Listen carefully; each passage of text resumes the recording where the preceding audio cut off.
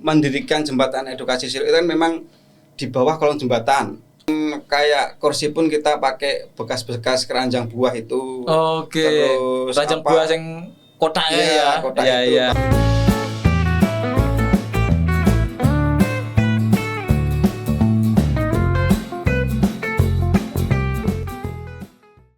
Selamat pagi kawan-kawan Padeponasa dan juga Wonder Home People. Berjumpa lagi dengan saya pada pagi hari ini di podcast Literasi Berbagi. Nah, pada pagi hari ini lagi-lagi spesial karena kalau dulu teman-teman sudah pernah mendengarkan podcast yang sama Ketua FTBM DIY Mas Indra.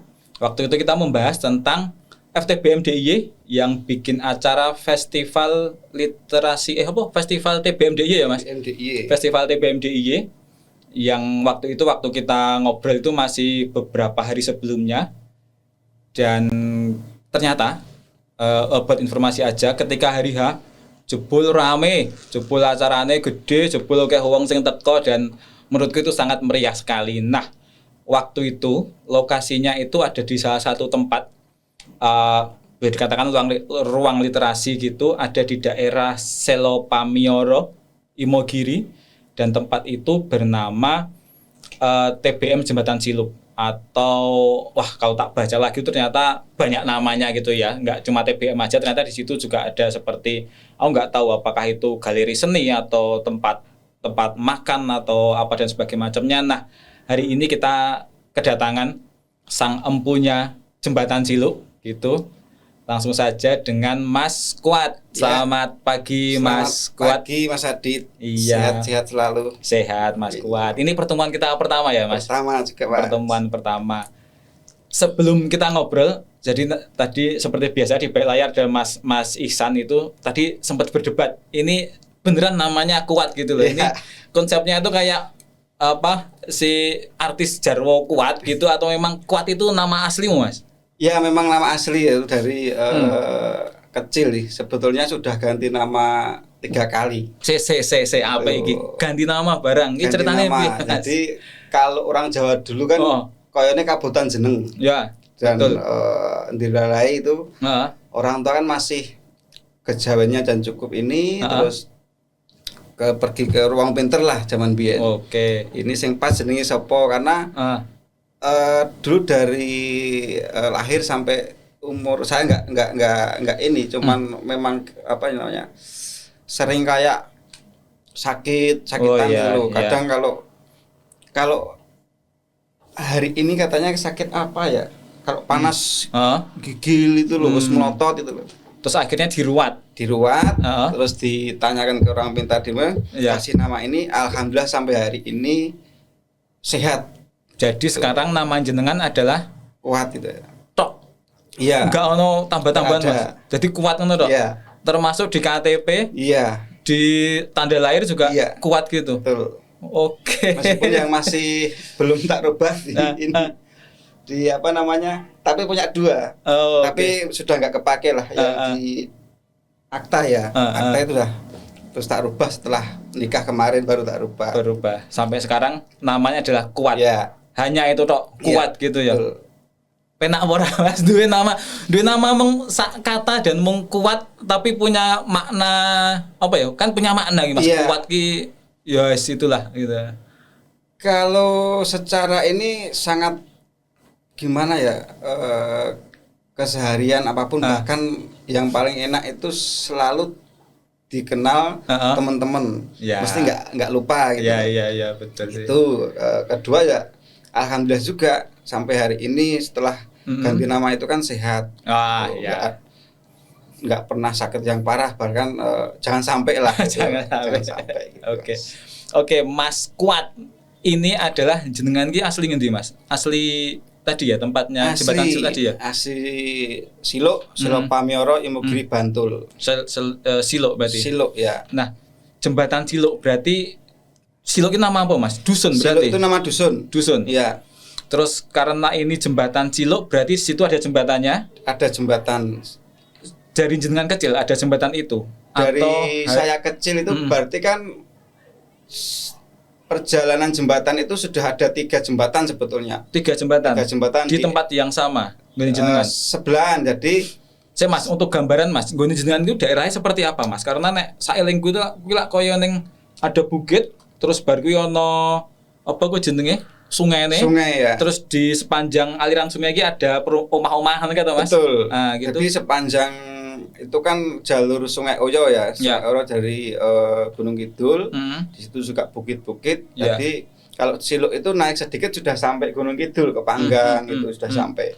Jadi situ kan sejarahnya sudah ada 3 jembatan. 3 jembatan dari era Belanda, terus era Soeharto, terus yang terakhir yang paling baru itu era SBY. Yang pertama kali saya gunakan itu kan di bawah jembatan era Soeharto yang paling lama karena yang Belanda sudah hancur. Oh gitu.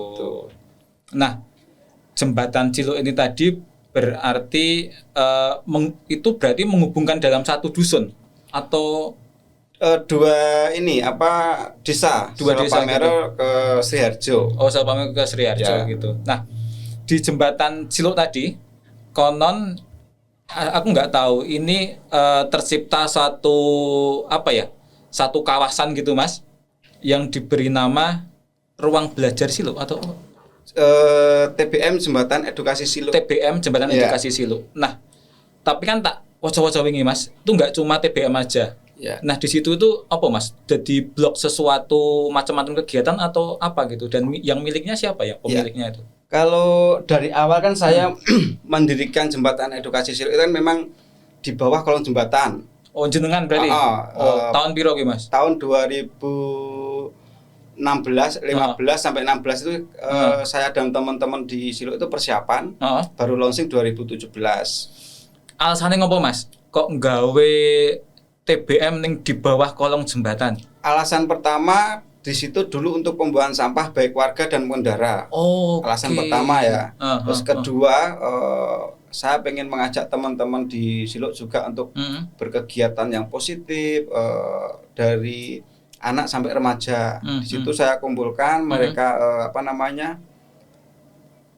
setuju apa yang saya usulkan adalah setelah itu mendirikan taman bacaan di bawah kolong jembatan itu. Di bawah kolong jembatan. Iya. Di bawah kolong jembatan itu berarti neng bawahnya pas. Bawahnya jembatan, pas. Iya. Neng apa jenis ujungnya gitu. Iya. Bisa Mas dan boleh di situ atau kalau izin mungkin nggak boleh ya. Izin nggak boleh. Kalau izin nggak boleh mungkin ya. Karena harapan saya dulu itu memang biar warga dan pengendara yang lewat itu tidak membuang sampah di sungai. Karena waktu itu dulu berarti ya. Waktu itu kan pembuangan sampah bahkan sampah-sampah yang memang ada popok macam-macam itu orang lewat di atas pun mesti bau. Nah, di situ saya kerja bakti bersama teman-teman kita bersihkan. Terus kita pakai tempat itu biar warga dan pengendara juga sungkan atau enggan buang sampah di situ gitu. Oh, gitu. Tahun 2015 sampai 16 persiapannya ya. Launchingnya 2017.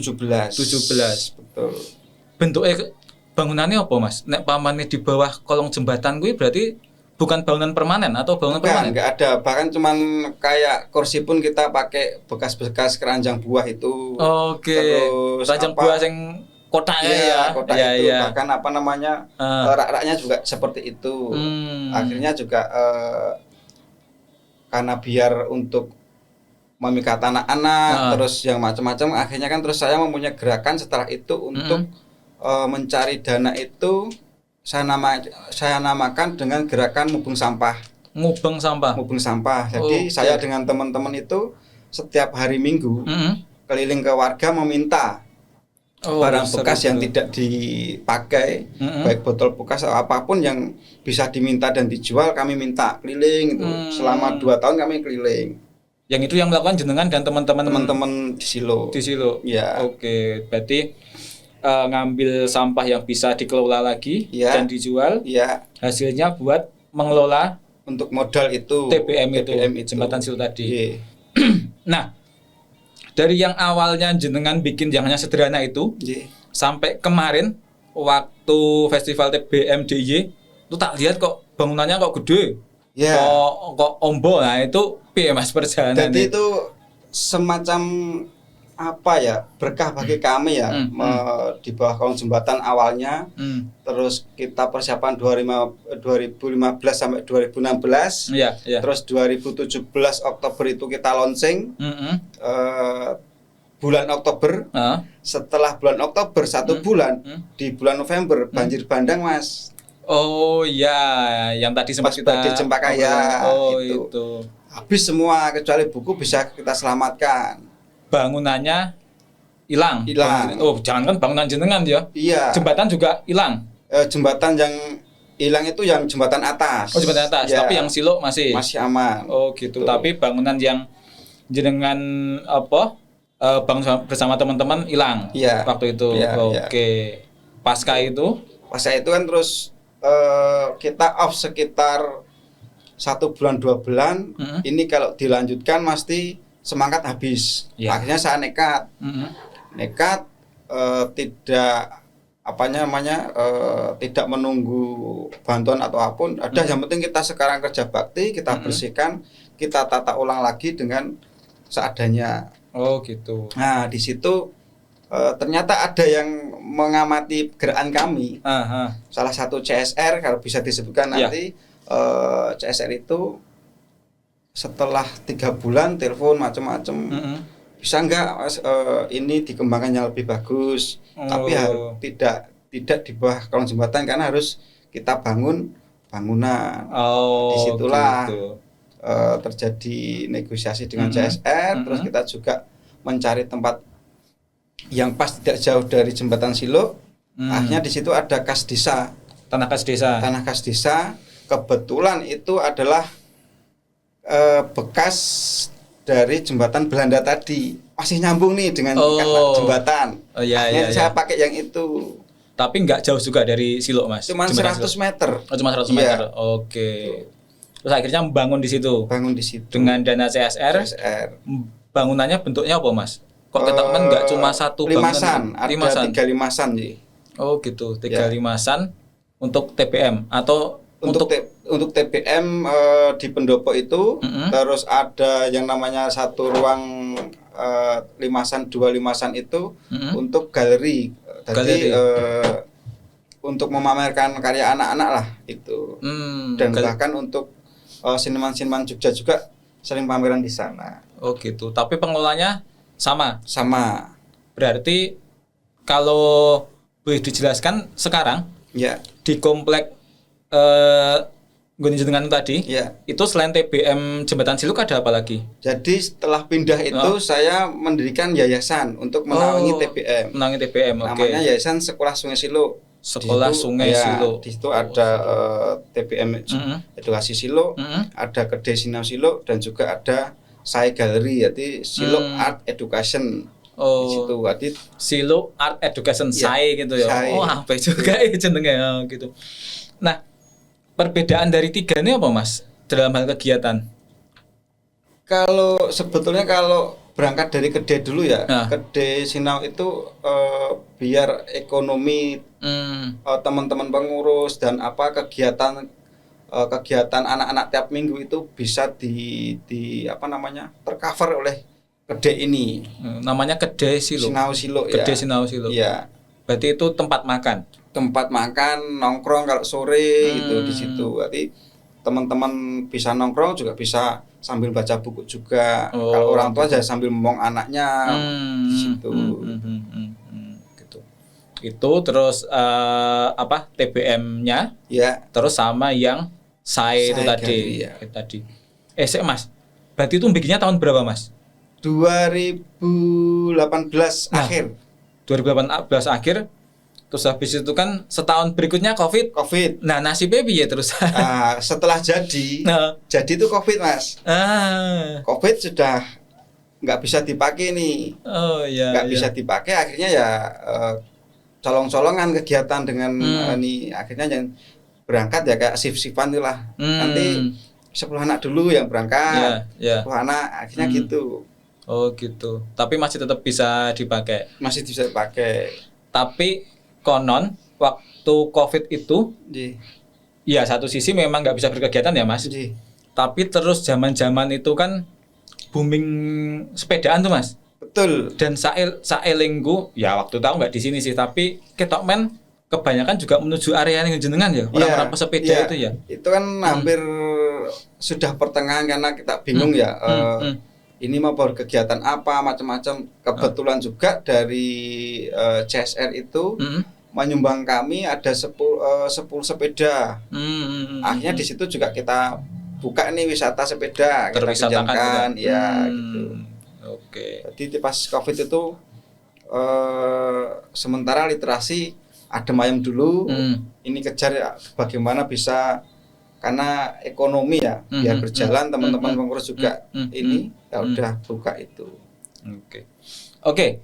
Kembali ke ranah literasi Mas. TBM Jembatan Edukasi Silo itu kemarin jadi tempat untuk festival TBM DIY yang pertama. Iya. Tahun 2000 ini tahun ini Mas? 2024 ya. Nah, pertanyaan saya waktu itu kok sing dipilih Silo gitu loh. Berarti tepatnya jenengan itu berhasil melakukan sesuatu Mas, atau apa jenenge terdengar segitunya sehingga bisa menjadi tuan rumah gitu? Mungkin pilihan ya. Pertama saya menawarkan ke Mas Indra itu, Mas daripada nyewa, ayolah pakai Silo. Pertama luas, kedua juga nanti kalau persiapan macam-macam karena persiapannya mendadak, ini biar disiapkan teman-teman Silo dari apapun. Misalnya pemasangan macam-macam, SDM-nya ada itu ya Mas. Ada. Terus kayaknya memang harus dimulai dari TBM 1 ke TBM lain. Jadi karena banyak juga sih teman-teman yang TBM itu mempunyai tempat yang luas itu loh. Harapan saya kan biar setelah di Silo bisa keliling lagi ke tempat TBM teman-teman yang lain. Gitu. Betul sekali. Nah, kalau TBM Jembatan Edukasi Silo sendiri Mas, selama ini kegiatannya apa Mbak Mas? Dan juga prestasinya kok tak delok soalnya termasuk termasuk di kalau di googling itu di berita itu banyak gitu loh. Banyak yang menulis di berita, banyak yang menjadikan sebagai kajian akademik juga kan gitu. Nah, itu yang dilakukan teman-teman Silo apa sebenarnya? Kalau di Silo itu ada program mingguan juga. Kalau yang tahun ini kebetulan ada kelas bebas komunitas. Bebas komunitas itu komunitas apapun bisa mengisi di situ. Dari perguruan tinggi atau komunitas yang memang mau atau mempunyai ilmu yang harus disalurkan ke anak-anak atau remaja, bisa masuk di kelas komunitas. Oh, berarti kelas komunitas itu pengisinya dari luar, tapi nanti yang dapat ilmunya itu anak-anak sekitar. Ya, oke. Gitu. Terus ada kelas melukis. Ya. Terus ada kelas tari, sama kelas bahasa Inggris. Kenapa yang dipilih melukis, tari, dan bahasa Inggris? Ya, ini berkaitan dengan basicnya jenengan Mas? Kalau basic saya sendiri kan pelukis ya. Nah, dari seniman berarti ya. Dari isi Jogja. Jadi jenengan isi Jogja? Iya, jadi background saya ke literasian sebetulnya cuman bagaimana menggabungkan seni dengan literasi. Kalau saya sudah cocok, enak, ya udah literasi budaya saja daripada biar beda dengan teman-teman sih dulu awalnya gitu. Betul. Ternyata itu malah dari anak-anak seneng gitu loh. Gitu. Bahkan hari ini untuk kelas melukis itu paling favorit. 70 anak itu. 70 anak. Ya. Berarti nggak cuma anak Silo tok. Dari sekarang luar sudah juga menyebar Mas. Udah menyebar. Yang paling jauh itu dari Jalan Solo. Aktif itu. Waduh banget Mas. Iya, sangat aktif dia anaknya. Oke, ini yang ikut kelas melukis. Iya. Seberapa istimewa kelas melukis semua Mas? Kok nanti kelas melukis itu sebetulnya nggak istimewa ya. Maksudnya apa yang saya ajarkan dan teman-teman ajarkan ke anak-anak itu memang beda dengan sanggar. Saya nggak mau dengan warna-warna yang sama, nggak mau. Memang ilmu yang saya dapat di kuliah ini loh, seni yang bisa menyenangkan hati. Oh gitu. Bebas mau coret apa, misalnya daun mau warna merah ya terserah, daun mau warna oranye terserah. Tidak diharuskan dengan warna hijau. Di situ dengan anak senang sendiri. Iya. Di situ.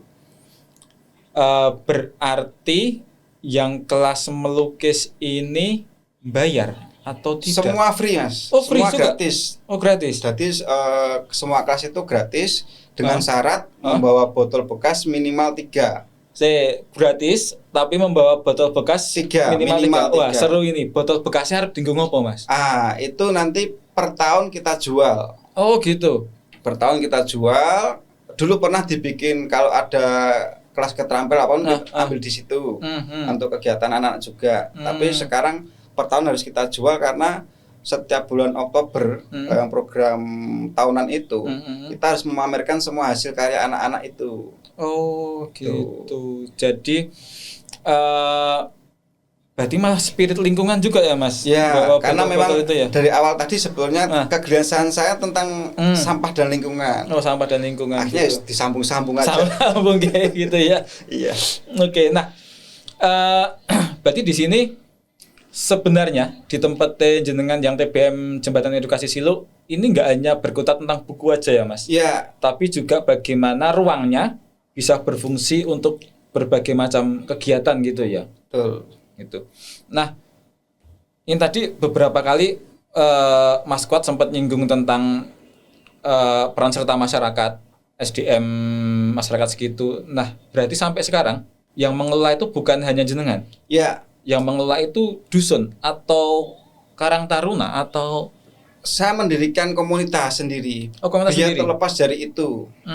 Maksudnya terlepas itu tidak memang kita akan fokus dulu itu pengurus 18 awalnya. Iya. Meskipun sekarang menjadi 9. Itu memang karena perjalanan ya banyak teman-teman apalagi yang cewek itu udah menikah semua. Sekarang tinggal cowok semua ini. Iya.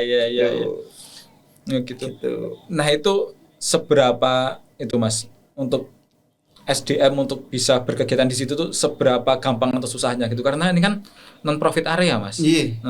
Jadi gampang dan mudahnya itu kalau saya mikir tergantung saya ngomongnya sih, ngomong ke teman-teman karena pertama perbedaan teman-teman yang lain itu sangat jauh dengan umur saya gitu loh. Oh, yang lain masih muda. Yang lain masih muda, bahkan sekarang ada yang masih SMA dan kuliah ya. Oke. Jadi untuk ngomongnya itu harus bener nih gitu. Bahkan kalau ada semacam miskomunikasi apapun, wes lo piknik yo. Gitu ya caranya ya. Caranya piknik yo. Piknik macam-macam sudah selesai gitu loh. Jadi misalnya rapat terus sepaneng apapun ini tidak akan menghasilkan sesuatu. Gitu. Nah, berarti yang mengelola itu tadi bisa jadi nggak hanya warga Silo atau itu semua warga Silo? Semua warga Silo. Iya. Tapi terlepas dari keberadaan dusun. Terlepas dari itu. Nah, dari mungkin hampir 10 tahun ini, Mas. Ada nggak, Mas, hambatan dengan warga ataupun apa ya? Maksudnya instansi setempat gitu tentang keberadaan jembatan TBM Edukasi Jembatan Silo gitu. Karena kan kembali lagi ini bukan bagian dari satu padusunan atau satu kelurahan gitu kan, ini berdiri sendiri tapi lokasinya itu ada di dekat jembatan yang itu adalah ikon daerah situ, tapi juga menggunakan nama dari dusun setempat. Nah, itu perjalanan selama hampir 10 tahun ini seperti apa? Itu perjalanan dengan warga sekitar bahkan dengan pemerintah desa itu alhamdulillah berjalan sangat saling support ya. Pertama kalau dengan warga sekitar itu anak-anaknya bisa bermain, terus mempunyai dapat ilmu di situ juga, punya ruang yang memang bebas untuk bagaimana berinteraksi kecuali dengan tetangganya tapi dapat kenal dengan teman-teman yang luar gitu. Terus dengan pemerintah desa juga sinerginya sangat bagus, bahkan kegiatan-kegiatan kita saling support di desa misalnya. Ini ada nih, Mas, kegiatannya di ruang Silo ya. Udah kita juga gitu. Jadi saling supportnya itu berjalan sampai hari ini sangat bersinergi. Bahkan kita dengan warga juga sudah 2 tahun ini dapat juga CSR khusus pembayaran SPP sudah 2 tahun ini. CSR pembayaran SPP. 21 siswa yang kita kita beri SPP. Oke. Yang dari CSR ya masuk ke TBM Edukasi Silo. Ya. Terus gitu. Bantuan untuk anak yatim juga berjalan 3 tahun ini. Gitu loh. Berarti satu sisi malah ruang literasi ini mampu menjadi apa ya Mas? Penjembatan. Betul. Dari awal memang jembatan tidak hanya jembatan yang bentuk fisik, tapi kita bisa menjembatani antara warga dan pihak ketiga. Wah, ini alhamdulillahnya di situ. Nah, ini yang namanya apa? Nama itu ya doa ya Mas. Gitu. Saya kemarin juga waktu ngobrol sama Mas Dwi Edi juga konsep Milangkorinya itu juga nama ada doa gitu, dan ternyata sini juga jembatan tadi ya. Aku baru nyadar, maksudku sebelum ngobrol sama jenengan ya, ketika aku dengar TBM Jembatan Edukasi Silo, ini namanya hanya B karena ada jembatan silunya. Tapi kalau dipikir-pikir lagi dan ngobrol sama jenengan, berarti jembatannya ini konsep luas ya. Jembatan nggak hanya konsep fisik, tapi juga jembatan menjembatani untuk bertemu ini tadi ya gitu. Tapi pertanyaannya Mas, kok si CSR-nya itu bisa masuk ke tempat jenengan dan bisa terus mengalir pendanaan ini? Maksudnya kolaborasi hubungannya seperti apa? Karena jarang itu loh Mas, teman-teman yang punya ruang literasi terus bisa berkomunikasi dengan CSR, terus bisa menghasilkan banyak karya produksi kegiatan dan juga hasil-hasil yang lainnya, itu aku rasa masih jarang di Jogja gitu. Ini kok bisa masuk dan bisa mengalir terus gitu. Jadi mungkin kepercayaan mereka dengan kami karena biasanya mereka kan butuh dengan cepat atau apapun, bahkan transparansi laporan juga. Jadi dari pencairan sampai pembagian itu ada lapornya semua. Di situ karena diuji 1 tahun 2 tahun, akhirnya mereka mungkin lebih percaya ya. Dan ada ke lapangan pun ketika contohnya kita memberi donasi yang baru setahun ini itu UMKM.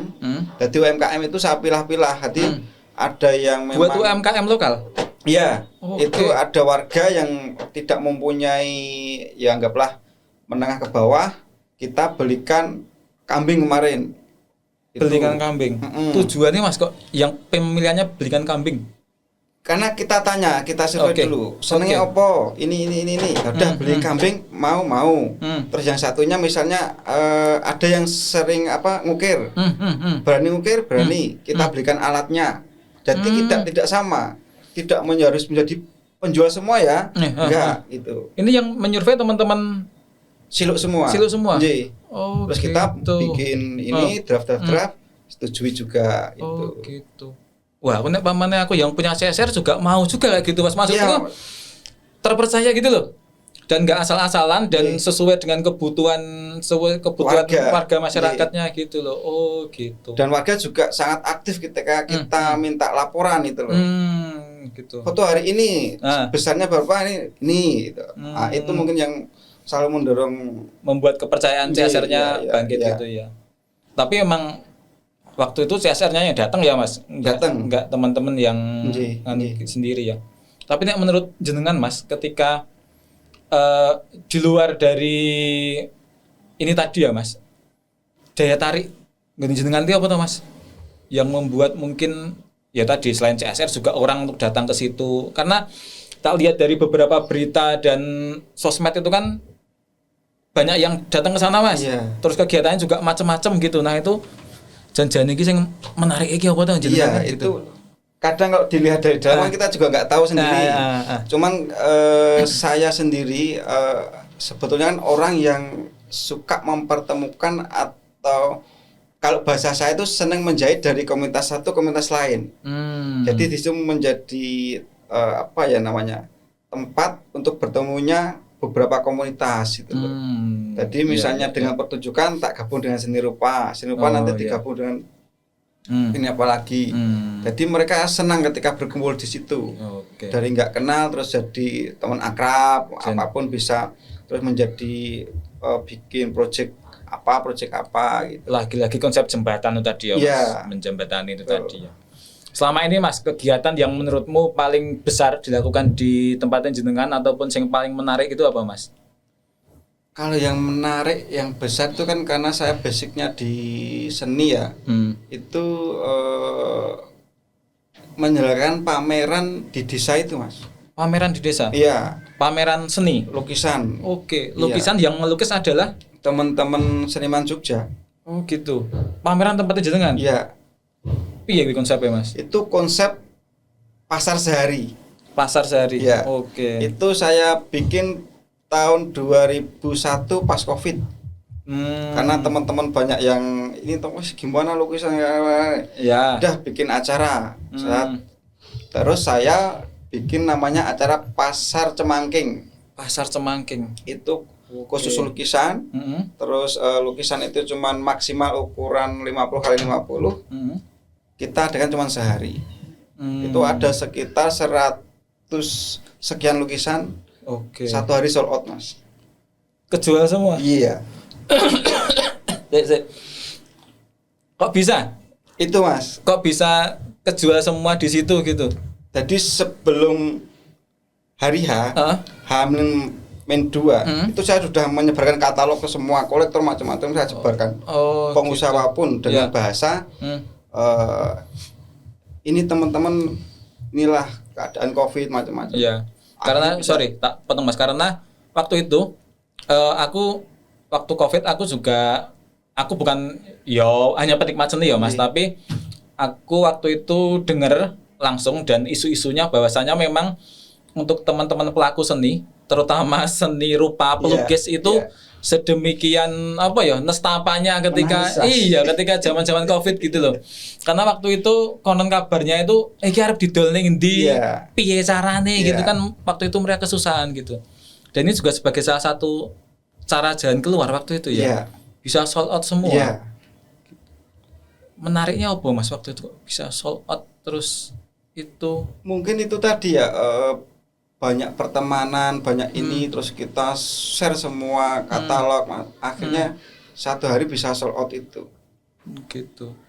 Dan itu cukup membantu perekonomian juga waktu itu. Karena waktu itu kan memang kita bikin price-nya itu maksimal 5 juta, minimal 2 juta lah itu. Jadi pembeli juga nggak keberatan, kita juga nggak ini. Akhirnya terjadilah pasar itu. Pasar apa sih, Mas? Cemangking tadi. Oke. Ternyata teman-teman, aku nggak nyangka ternyata jembatan edukasi Siluk itu menjembatani nggak cuma sekedar ruang-ruang literasi biasa gitu ya, tapi ternyata mampu itu tadi ketika tadi Mas kuat cerita awalnya di bawah jembatan Persis, aku rada bingung loh.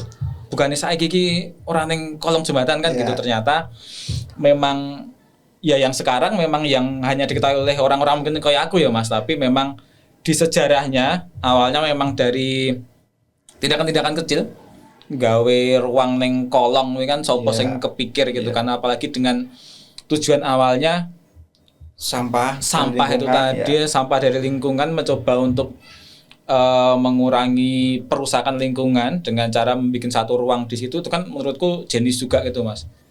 Ketika yang lain tuh berimajinasi, wah menera diguangi, ditulisi opo di penjara, opo ini pasang CCTV kan gitu, tapi Mas Kuat dan teman-temannya bikin satu ruang gitu, ruang literasi yang itu walaupun ambrol, tapi keambrolannya itu kan meninggalkan historis ya, Mas. Historis bahwasanya pernah ada satu ruang literasi yang mana bisa mendapatkan atensi dari entah itu perusahaan atau apa yang CSR itu tadi, sehingga membikinkan satu ruangan yang lebih proper lagi, yang akhirnya enggak hanya di literasi tapi juga ternyata ya literasi juga, tapi literasinya lebih ke seni, dan di situ juga ada ruang ruang nongkrong untuk berkegiatan juga macam-macam, yang akhirnya juga bisa membuat ya banyak kegiatan gitu, Mas. Sampai akhirnya itu tadi lagi-lagi harus saya akui ketika ada Festival TBM DIY pertama yang dipercaya jadi tuan rumah juga teman-teman Jembatan Edukasi Silo gitu ya.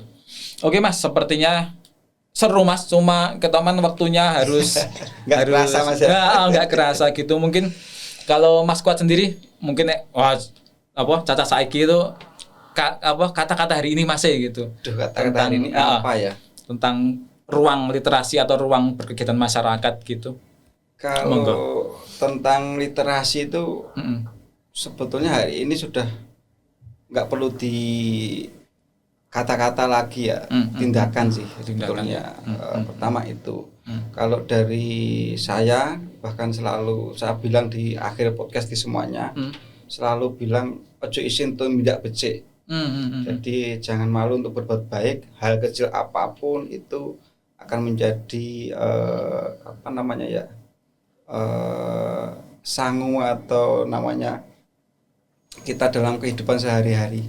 Itu aja sih, bahwa kita harus berbuat baik di setiap hari, setiap saat, dengan siapapun gitu. Ojo isin tumindak becik. Ya, itu tadi konsep Jawa ya Mas. Konsep Jawa. Ojo isin tumindak becik dari Mas Kuat dari TBM Jembatan Edukasi Silo. Dan juga mungkin buat teman-teman bahwasanya kembali lagi sebuah TBM, sebuah ruang literasi nggak hanya harus berkutat dengan buku ya Mas. Yeah.